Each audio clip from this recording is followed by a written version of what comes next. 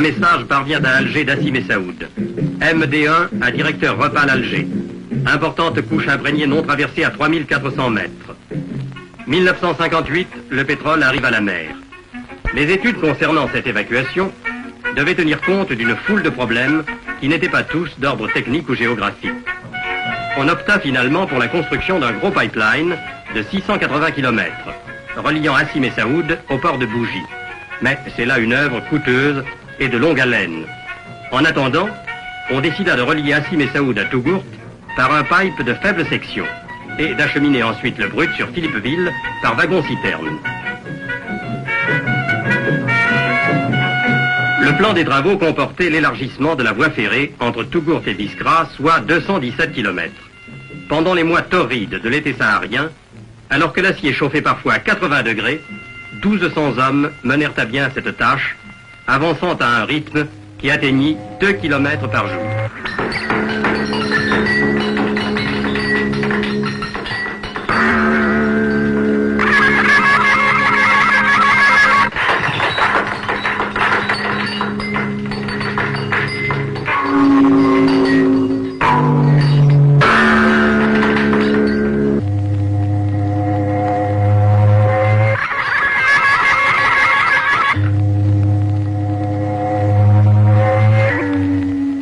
Le vaste Sahara était enfin aux prises avec des conquérants à sa mesure, et les caravaniers qui croisèrent cette force en marche comprirent qu'un vieil âge était en train de mourir.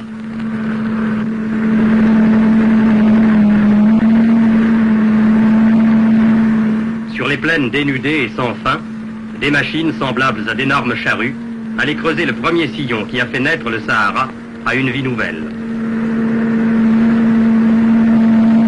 L'émulation saharienne avait eu des résonances lointaines.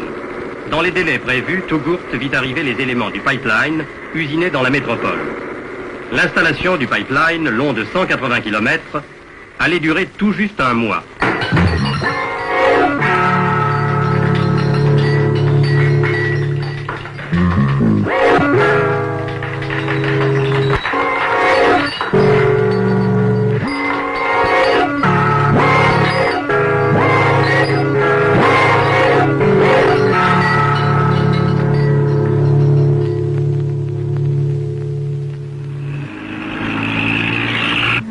Deux équipes assuraient le travail, l'une entre Tougourt et le square Bresson, à peu près à mi-chemin du trajet, l'autre entre le square Bresson et Hashim et Saoud.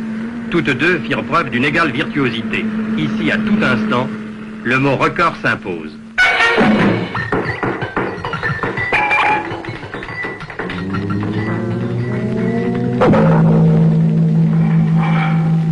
La construction d'un pipe enterré est une entreprise qui fait appel à toutes sortes de techniques très différentes.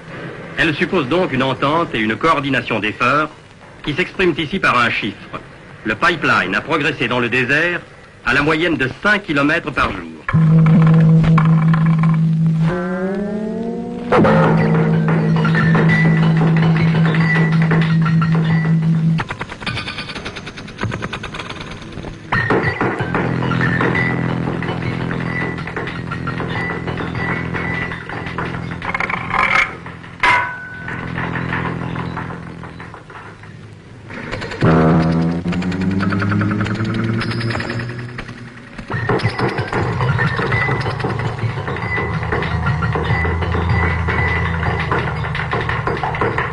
Dans cette course contre la montre, les équipes de soudeurs marquèrent de nombreux points.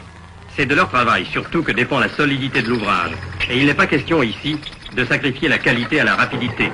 Les 16 groupes de soudure ont réussi pourtant à soutenir le rythme effréné de cette progression, tout en satisfaisant aux vérifications les plus minutieuses.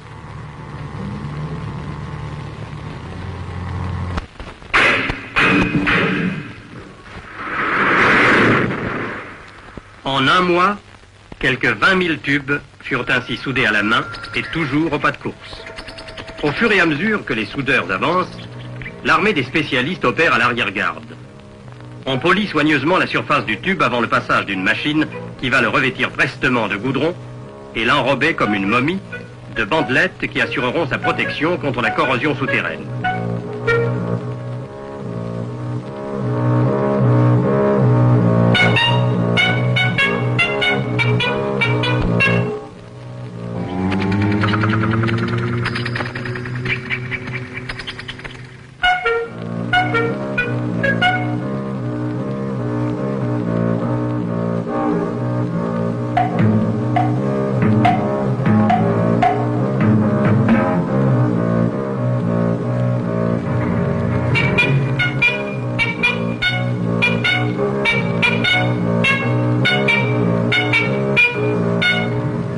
reste plus qu'à déposer délicatement le pipeline dans sa tranchée et à rabattre le talus sur lui.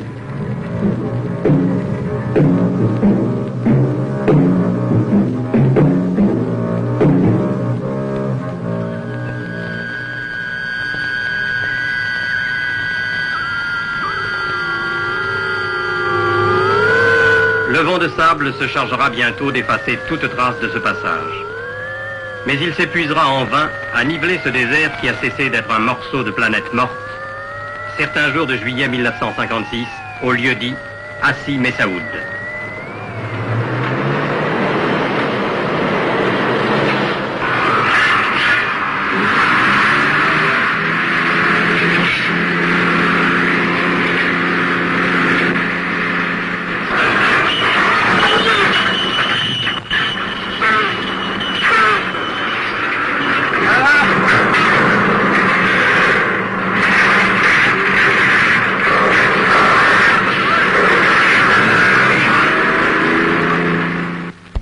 Au cœur du Sahara, la vie a pris la forme de ces sondes qui se multiplieront dans les années à venir. Elle a pris la forme de ce village d'Hassi Messaoud, soigneusement tracé sur le néant d'hier, et qui sera demain une ville. Elle a pris la forme de ces réservoirs d'énergie.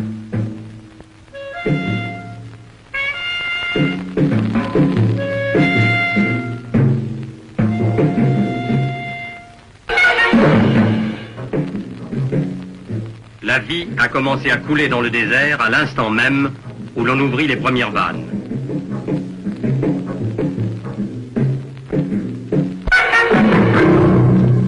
Le pétrole chemine désormais régulièrement sous les sables en direction de Togourt.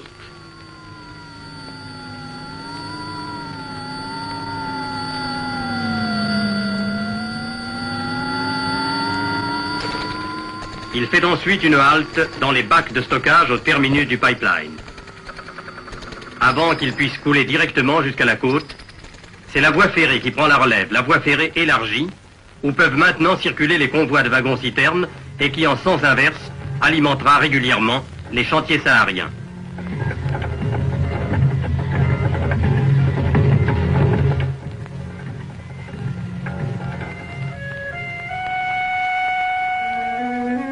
Le train du pétrole traverse Biskra, l'oasis des dattes de miel, la capitale des Iban qui s'échelonne au pied de l'Atlas saharien.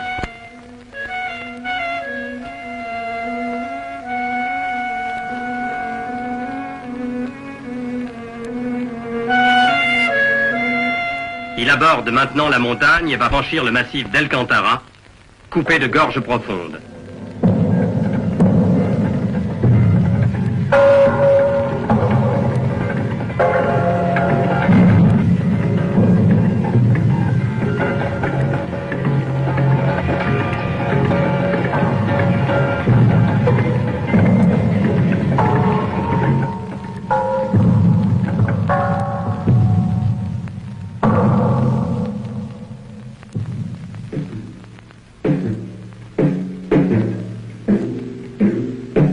Voici enfin Philippeville, où attend le dernier maillon de la chaîne qui unit désormais le champ pétrolifère d'Hassi Messaoud au port pétrolier de l'Avera.